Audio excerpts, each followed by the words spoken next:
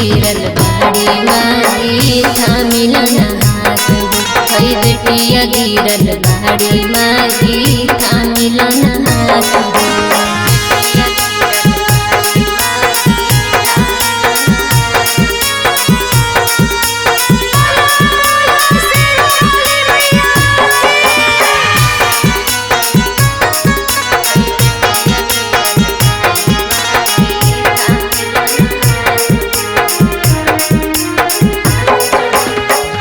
जोड़ी के विनती करिले पूरा कदलल साहो हर साल नवरात्र में माई बैठाई हम कलसा।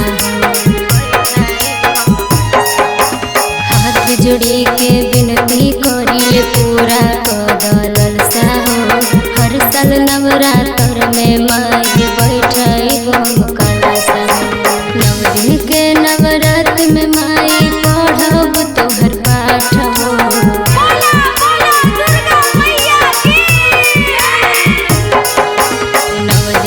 नवरात्र में माई पढ़ब तोहर पाठ हई बेटिया गिरल बाड़ी माई थामिलन हाथ हई बेटिया गिरल बाड़ी माई थामिलन हाथ।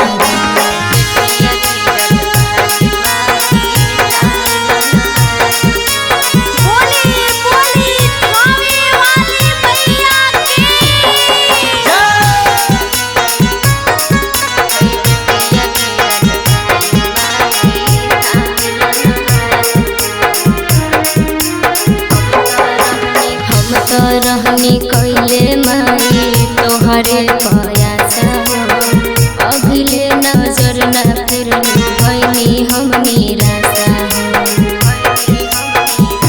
हे माई हम त रहनी कैले माई तोहरे पयासा अभिले नजर फिरनी भैनी हम निराशा।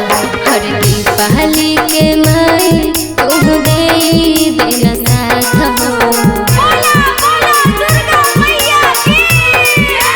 हे माई दीपावली के माई तुम दे देना साथ हई बेटिया गिरल बाड़ी माई थामिलन हाथ हई बेटिया गिरल बाड़ी माई थामिलन हाथ। प्रेजेंटेड बाय कलश रिकॉर्डिंग स्टूडियो चेवाड़ा।